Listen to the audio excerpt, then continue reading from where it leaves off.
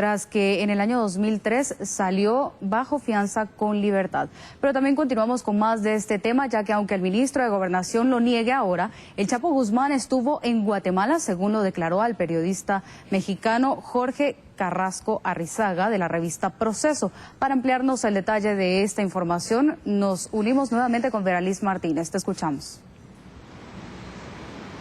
Muchas gracias, Elena. En efecto, según las autoridades, desde el año 2007, el territorio guatemalteco ha sido invadido por personas que se dedican al trasiego de drogas, personas que son reclamadas por las autoridades norteamericanas.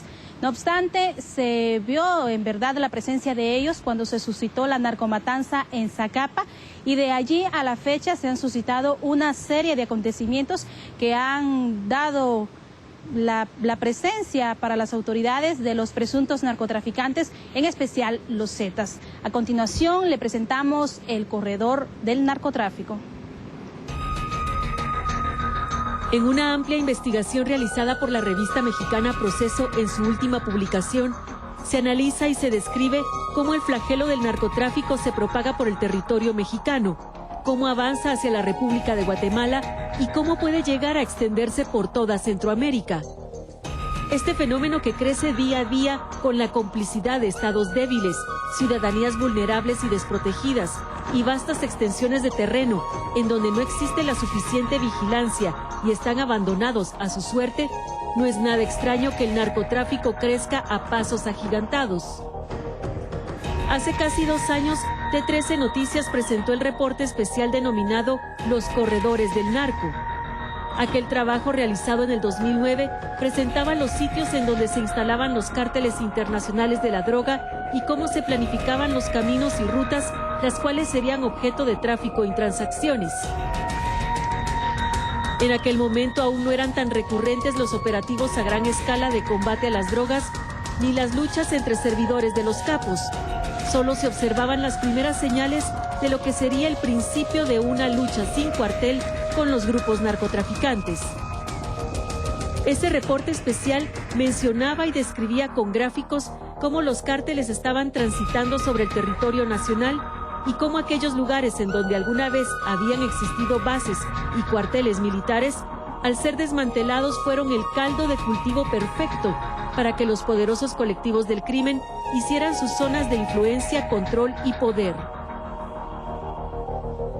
La magra ayuda que el país recibió de Estados Unidos en ese año, que en lugar de aumentar disminuyó notablemente, y cómo la reducción del ejército provocaron el ingreso de estos cárteles al país, se destacaban en ese trabajo de investigación efectuado por T13 Noticias. Aquellas advertencias y previsiones periodísticas del reporte especial Los Corredores del Narco, si bien lograron un fuerte impacto en la audiencia, no generó mayor acción de parte de las autoridades, que acostumbran a actuar hasta que se llega a las peores consecuencias. Fue así como en el 2010 se realizó una segunda parte del reporte Los Corredores del Narco, y se enfatizó cómo los enfrentamientos entre grupos criminales se intensificaban, la mayoría en el marco de transacciones de drogas. Desde aquel 15 de septiembre de 2010, con la balacera en el centro comercial de la Zona 11, en donde se realizó el primer intento por capturar al narcotraficante Mauro Salomón Ramírez Barrios. 8 días después, con el enfrentamiento en Hualán, Zacapa, entre presuntos miembros de los Zetas, y 13 días más adelante, en donde 3 municipios del Petén fueron el escenario para una de las primeras incursiones del grupo de los Zetas en la ruta hacia las Verapaces. La conclusión final de aquella segunda parte del reporte especial, Los Corredores del Narco, citaba: 3 enfrentamientos en menos de un mes deben ser una recia alarma para las autoridades, que deben encarar esta situación de manera urgente y con todos los recursos posibles, porque al final esto solo demuestra que los corredores del narcotráfico vuelven a ser rutas en propiedad de estos grupos, después que se desactivaran las bases militares que con su presencia en estos territorios brindaban protección y resguardo a las comunidades. Ahora, sin estos centros, son puntos abandonados y vulnerables, que son proclives al tráfico y distribución de drogas, y peor aún, territorios en disputa en donde cruentas y sanguinarias batallas pueden suceder, en donde al final una población desprotegida puede pagar con su vida la desatención a este terrible flagelo que actualmente asola al país.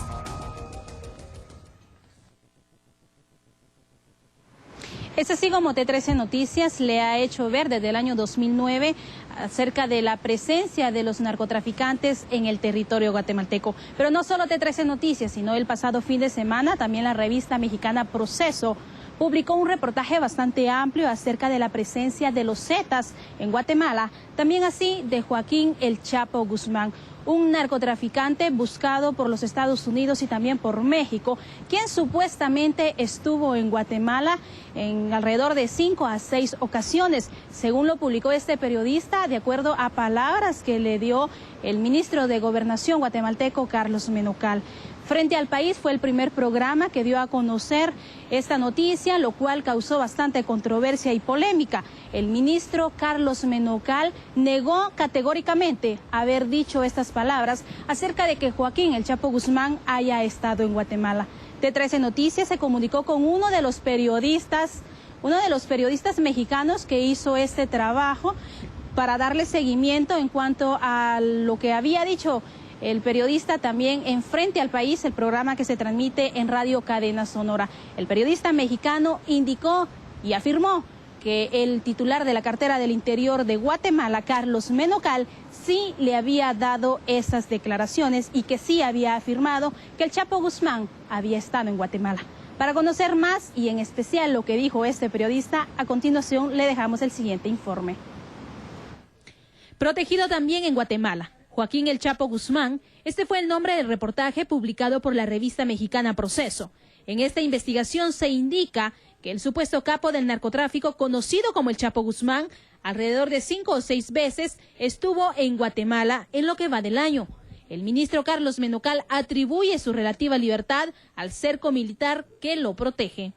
Su servidor y el corresponsal, nuestro corresponsal en Washington, Jesús Esquivel, los dos estuvimos en Guatemala haciendo un reportaje sobre la presencia de los narcotraficantes mexicanos en Guatemala. Para ello tuvimos que realizar una serie de entrevistas, entre ellos con el ministro de Gobernación, Carlos Menocal. Tuvimos una conversación ese viernes antepasado, no tengo el día exacto, habrá sido como por el 27 de mayo, si no me equivoco. Por la tarde conversamos, fue una conversación, una entrevista bastante larga. Estuvimos hablando a profundidad sobre el asunto y en efecto era inevitable, ineludible tratar el tema de Joaquín El Chapo Guzmán, porque desde luego nosotros en México también teníamos información sobre la presencia del cártel del líder de Sinaloa en Guatemala y era uno de los temas que nos interesaba conversar con el ministro. Lo que nos comentó está escrito en el texto que se publicó esta semana en la revista Proceso. Carrasco, en una entrevista vía teléfono que proporcionó a T13 Noticias, indicó que fue en las instalaciones del Ministerio de Gobernación, donde Menocal les dio las declaraciones y afirmó la presencia del Chapo Guzmán en Guatemala. Fue una entrevista larga que tuvimos en la tarde de ese viernes. Fue en el propio Ministerio de Gobernación. Sí, nosotros le preguntamos sobre la presencia del jefe del cártel de Sinaloa y nos comentó que sí, había antecedentes y registros sobre la presencia de él, por lo menos 5 o 6 veces en lo que va del año, y que la última vez había ocurrido en Semana Santa, y que en 3 ocasiones había tal evidencia como documentos, intercepción de comunicaciones, información económica que daba cuenta de la presencia del narcotraficante mexicano. Nosotros le preguntamos qué había pasado, si habían sido tantas veces que se había notado la presencia del Chapo Guzmán, y él nos dijo que por esa condición, por esa actitud del ejército guatemalteco es que no se había podido capturar al narcotraficante. Pero fuimos muy claros que respecto a la información del Chapo Guzmán era uno de los temas que estábamos interesados en trabajar y que por supuesto íbamos a hacer publicación.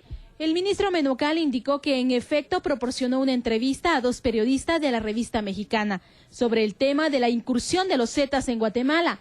Afirma que al ser cuestionado en el tema de Joaquín Guzmán, alias el Chapo Guzmán, únicamente se limitó a informar que existían indicios de que Juan Ortiz, alias Chamalé, capturado en el mes de marzo, tenía vínculos con el Chapo Guzmán, sin que exista certeza de su presencia en Guatemala. En la publicación se asevera que el ministro informó que el Chapo estuvo varias ocasiones en este territorio guatemalteco, aspecto que Menocal desmiente y asegura que en ningún momento proporcionó tal declaración a los periodistas Carrasco y Esquivel, según comunicado en la página web de Gobernación. El jefe de la cartera del Interior desmiente categóricamente lo publicado por la revista Proceso. Por su parte, el periodista Jorge Carrasco manifestó que ellos no tienen ningún interés en decir algo que no sea cierto, que no existe duda de lo publicado y todo está documentado. No hay ninguna duda en los 2 textos, tanto el que se refiere al Chapo Guzmán como a la presencia de los Zetas en Guatemala, ha sido información corroborada, verificada, tanto por fuentes oficiales, civiles y militares en Guatemala, por mi compañero Jesús Esquivel y por su servidor. Nosotros como periodistas no tenemos ningún interés, por supuesto, en inventar, en decir nada, que por lo demás, le comento, fue algo que estuvimos corroborando con distintas instancias en Guatemala, incluso en el interior. Al ser consultado sobre la negación de Menocal en cuanto a sus declaraciones, Carrasco dijo que es normal que los funcionarios posteriormente nieguen sus palabras. Ocurre normalmente, de acuerdo con lo que hemos hecho también nosotros en México y en Estados Unidos, cuando un funcionario hace una declaración de este tipo y vienen consecuencias como las que se viven ahora en Guatemala, usualmente lo que hacen es negar lo que han dicho, pero bueno, ustedes como periodistas también saben que no se puede uno aventurar a decir alguna información de este tipo, de esta profundidad, de este calado, sin tener elementos, de manera que no me extraña que tenga esa posición, porque insisto, eso es algo que ocurre incluso con funcionarios de Estados Unidos y por supuesto también con México. Mientras el ministro Menocal asegura no haber dicho estas palabras, el periodista mexicano confirma tener las pruebas que respaldan dicha publicación. Con esto regreso con ustedes a los estudios centrales.